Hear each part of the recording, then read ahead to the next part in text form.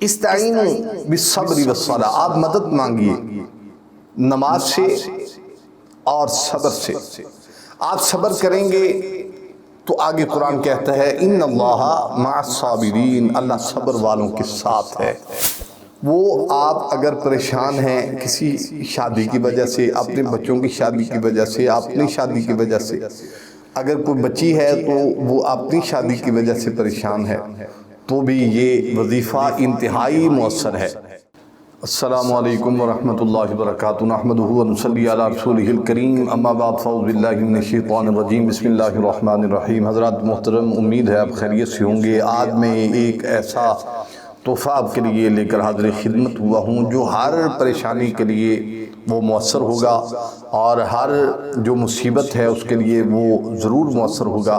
اس کے لیے آپ حضرات ایک بات جو ہے وہ اپنے ذہن میں رکھیں، کرنا کیا ہے؟ آپ نے پہلے تو 5 وقت کی نماز لازماً ادا کرنی ہے۔ نماز ضرور پڑھا کریں، اور وہ چاہے مرد ہو، چاہے عورت ہو، بچہ ہو، آپ کو نماز ضرور پڑھنی چاہیے۔ یہ فرض عین ہے اور اللہ تعالیٰ نے اس کو فرض کیا ہوا ہے۔ پھر آپ کو اگر پریشانی ہے، مصیبت ہے، آپ کسی مصیبت کا شکار ہو چکے ہیں، کسی پریشانی کا شکار ہو چکے ہیں، آپ کو کوئی رستہ نظر نہیں آ رہا، ہر طرف سے آپ کے رستے جو ہیں وہ بند ہو چکے ہیں، آپ کو امید بھی نظر نہیں آ رہی کہ اس کام سے میں نکل سکتا ہوں، تو آپ ضرور یہ آپ کام کریں جس کے بارے میں میں آج آپ کی خدمت میں حاضر ہو کر یہ بتانا چاہتا ہوں کہ آپ کیا کریں۔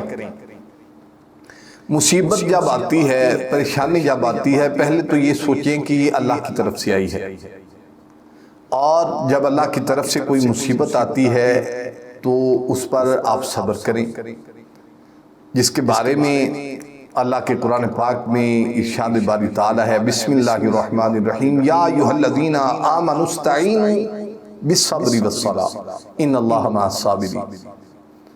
قرآن پاک میں پروردگار عالم نے فرمایا جب تم کو کوئی مصیبت آئے، کوئی پریشانی آئے، کوئی آزمائش آئے، کسی آزمائش کا آپ شکار ہو چکے ہیں جس سے نکلنے کا آپ کو رستہ نہیں مل رہا، تو حل اللہ کے قرآن نے خود بتایا ہے۔ وہ حل کیا ہے؟ استعینوا بالصبر والصلاۃ، آپ مدد مانگیے نماز سے اور صبر سے۔ آپ صبر کریں گے تو آگے قرآن کہتا ہے ان اللہ مع الصابرین، اللہ صبر والوں کے ساتھ ہے۔ جو صبر کرتے ہیں ان کے ساتھ اللہ خود ہوتا ہے۔ یہ بات، اور آپ کو دوسرے نمبر پہ اگر آپ نہیں نکل سکتے، کسی سے آپ کی پریشانی کا حل نہیں ہو رہا، تو آپ کو ایک ایسا میں وظیفہ بتانا چاہتا ہوں۔ یہ 3 دن میں آپ نے کرنا ہے، ایک بدھ کو، ایک جمعرات کو، اور ایک جمعے کو۔ وقت ہونا چاہیے نماز فجر کے بعد کا۔ آپ نے آسانی کے ساتھ یہ پڑھ لینا ہے، اور انشاءاللہ تبارک و تعالی آپ کو تمام پریشانیوں کا حل جو ہے وہ انشاءاللہ آپ کو نظر آ جائے گا۔ اس کے بارے میں ایک اضافہ میں اور آپ کو بتاتا ہوں۔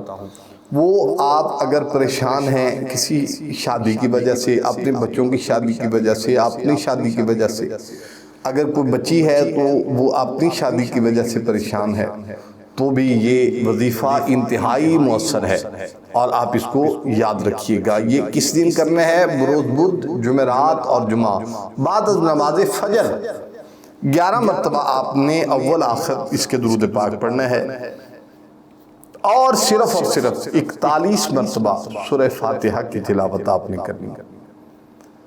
اور 41 دفعہ جب آپ سورہ فاتحہ کی تلاوت کریں گے، اس کے بعد انشاءاللہ تبارک و تعالی جو بھی پریشانی ہے اس کے بارے میں اللہ تعالیٰ سے دعا مانگیں کہ یا اللہ یہ مجھے پریشانی ہے، اس کے بارے میں مجھے نجات عطا فرما دے۔ امید ہے آپ دعا مانگیں گے اور انشاءاللہ آپ کی دعا ضرور قبول ہوگی، جس کے بارے میں حدیث پاک ہے الدعاء ام العبادہ، جو دعا ہے یہ عبادات کا مغز ہے۔